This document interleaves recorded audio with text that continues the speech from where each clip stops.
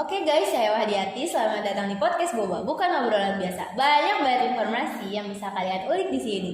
So, sekarang kita kedatangan alumni SMK Plus Pita Nusantara nih. Yang dulu udah banyak banget prestasinya dan sekarang nggak ngelepas nih dari SMK Plus Pita Nusantara. Sekarang dia ngebantuin kita di mana Kak? Di silat. Di silat. Ya, boleh dong langsung diperkenalin siapa namanya dan mungkin sekarang lanjut atau kerja di mana? Oke, kenalin nama saya Safa. Biasa sih dipanggil kalau sekarang sih Sapeh. Panggilnya Sapeh. Dulu tuh sekolah di sini jurusan MM, tapi sekarang linjur ke psikolog. Wah, sekarang jadi psikolog nih. Gimana nih Kak? Sekarang kan SMK Plus Pita Nusantara udah berdiri 4 tahun. Nah, kakak kan angkatan pertama ya Kak? Iya. Bisa dong dijelasin gimana sih awal mula pencak silat itu berdiri di SMK Plus Pita Nusantara? Jadi silat itu awalnya kita gabung dulu sama sekolah sebelah, gitu, sekolah tetangga. Karena kan di sini fasilitasnya belum diadain karena masih angkatan pertama tuh baru sekitaran 100 orang gitu muridnya di sini. Jadi kita gabung ke sebelah karena emang kurang pelatih juga. Terus akhirnya karena yang minat juga lumayan banyak, terus kita minta ke sekolah buat adain latihan sendiri di sekolah. Jadi akhirnya sekolah nyetujuin buat ngadain latihan di sekolah ini dan dicariin pelatih. Nah kebetulan tuh waktu itu pelatihnya tuh adik dari salah satu guru di sini. Tuh. Nah, gimana nih Kak? Kan pasti dari angkatan 1 bakal banyak banget nih pertandingan yang udah kakak lewatin. Bisa dong nih disebutin apa aja sih pertandingan yang udah pernah kakak lewatin? Silat tuh sebenarnya dulu sempat vakum setahun karena sempat ada pelatihnya tuh ada masalah gitu, jadi sempat vakum dulu setahun. Nah itu tuh baru aktif lagi tuh pas ada angkatan 2 itu baru mulai aktif lagi. Terus karena vakum setahun kan akhirnya angkatan 1 juga belum bisa apa-apa nih, belum ada pertandingan apa-apa. Akhirnya kita mulai dari nol lagi. Terus waktu itu pertandingan pertama kita tuh JSOC, Jakarta Selatan Open Championship. Terus. Itu yang ikut tuh kalau nggak salah sekitar 13 orang dari Penus tuh di Gor Pasar Minggu. Itu kita dapet juara 2, kita dapat juara 2 favorit. Kontingen favorit tingkat nasional. Mantep banget ya prestasinya. Terus setahu saya akhir-akhir ini lagi sibuk nih kakak buat ngurusin pertandingan. Sebentar lagi katanya bakal ada pertandingan. Boleh nih apa aja kesiapannya, nama pertandingannya juga apa? Ya nanti minggu depan kita tuh bakal ada pertandingan lagi, namanya tuh Wasit Juri Championship 1. Itu tuh pertandingan kita baru lagi setelah 2 tahun vakum karena COVID. Kita baru tanding lagi sekarang. Itu yang tanding ya anak-anak baru yang benar-benar baru mulai silat gitu. Untuk persiapan sendiri sih udah ya 50% lah gitu persiapannya. Tinggal dimatangin lagi sama mental sih, lebih ke mentalnya aja mereka. Oke nih Kak, selama kakak latihan dari awal sampai sekarang jadi bisa disebut office ya, sekarang jadi official. Nah itu tuh gimana sih Kak perasaan kakak dan apa aja sih yang kakak lakuin selama ini selain tanding, apa aja sih yang diurusin sama kakak? Sebenarnya sih baru masuk silat lagi juga baru-baru ini karena emang ngerasa kayak kok sepi gitu ya, silat tuh sepi lagi gitu.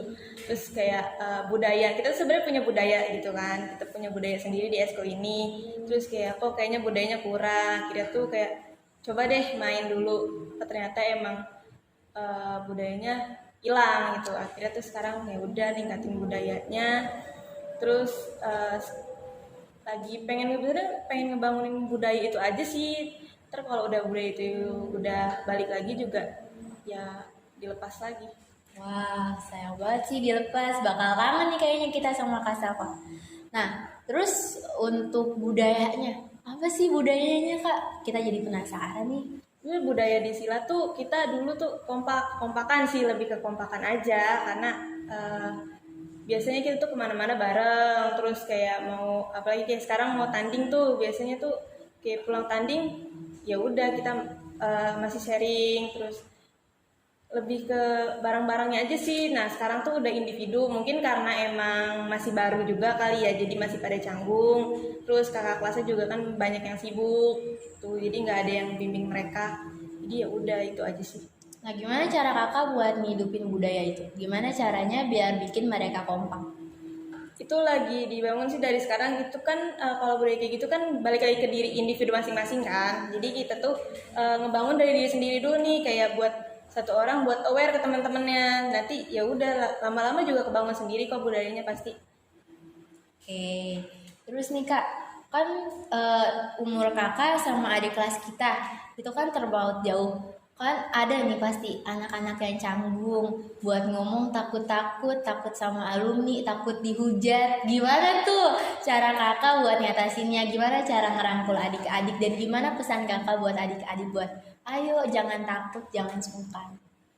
Ya nggak ada pesan khusus sih, cuma caranya tuh kitanya jangan ngebatasin diri. Kalau kitanya ngebatasin diri, kitanya bikin tembok sama mereka, merekanya juga bakal makin canggung. Jadi kitanya ya udah anggap aja kita seumuran gitu loh, nggak usah canggung. Mau manggil kak ya udah, kalau enggak juga ya udah gitu.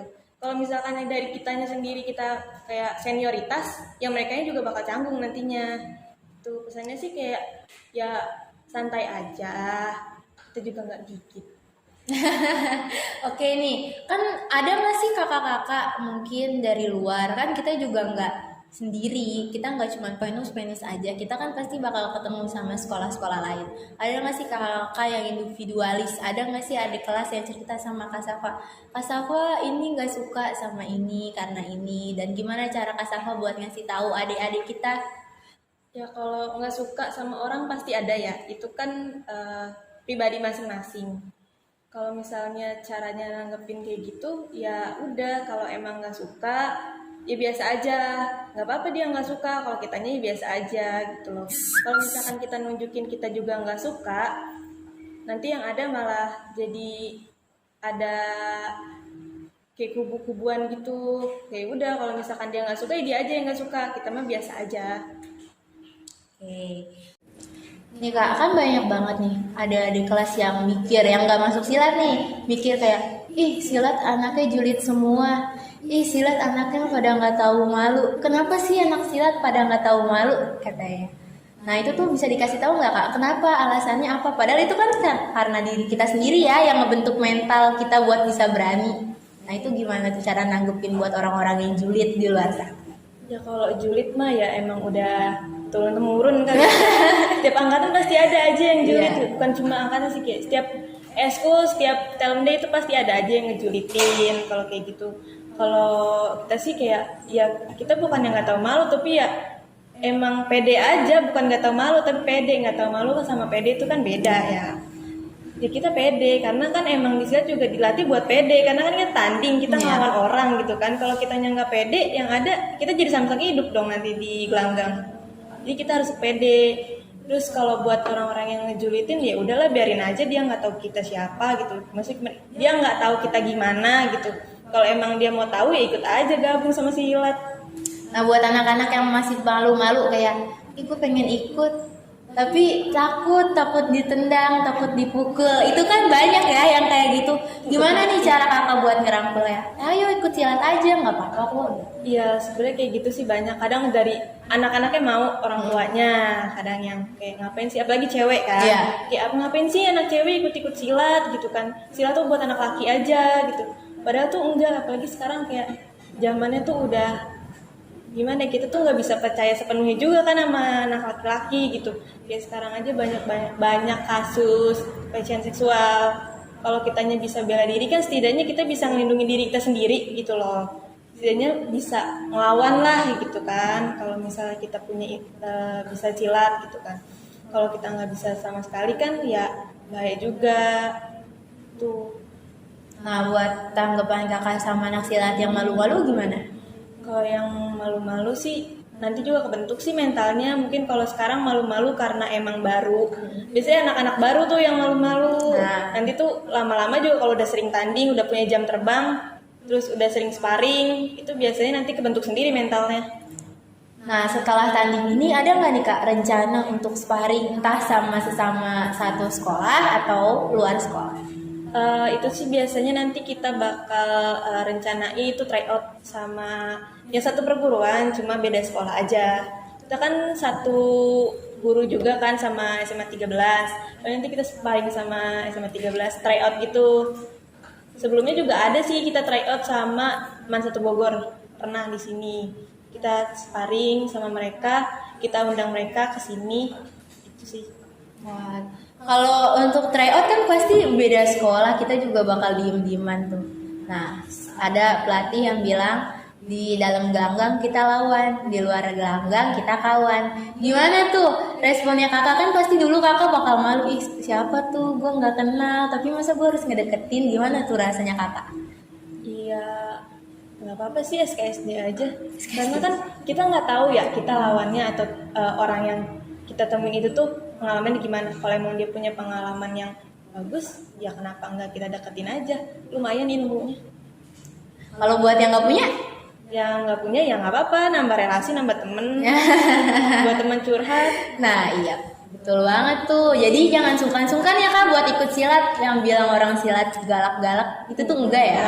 Sebenarnya nggak galak, cuma mungkin karena kita tuh silat bela diri berantem gitu, makanya orang mikir kayak anak silat galak. Sebenarnya enggak, di luar gelanggang tuh, di luar jam latihan tuh ya kita kayak orang gila aja ketawa-ketawa.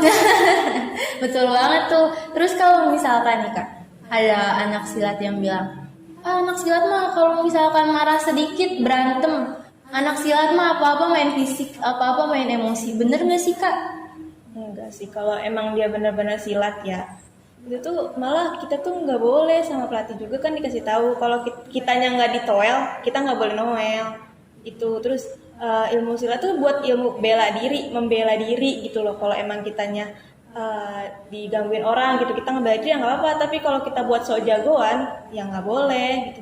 Tanggapan kakak yang pasti bakal ada kan pesilat-pesilat, anak-anak silat yang mungkin baru masuk silat tapi ini gue anak silat nih kan kayak gitu. Gimana? Iya, so jago kayak gitu. Gimana tuh rasanya kakak, tanggapannya kakak, dan apa sih yang mau kakak pesanin sama mereka? Ya kayak gitu sih banyak ya, kayak yang anak-anak silat yang so jago, padahal dia sendiri kadang latihan tuh jarang. Biasanya yang silat so jago tuh yang latihannya jarang, latihan jarang datang, tahu-tahu kayak gue silat nih gitu. Banyak sih yang kayak gitu. Itu tuh cuma ya silat bukan buat dipamerin. Kalau emang punya prestasi banyak sih ya mau pamer nggak apa-apa ya prestasi. Kalau cuma karena gue anak silat nih gue pamer, ya, apa nanti yang ada ketemu anak silat lain malu. Iya. Ada nggak tuh kasus, kakak pernah ngeliat langsung nggak tuh kasus-kasus kayak gitu? Banyak sih dulu. Banyak. Dan responnya kakak cuman ketawa aja atau diingetin kalau ada temen yang kayak gitu? Ya kayak gitu diingetin juga percuma, nanti yang ada kayak ih jangan kayak gitu.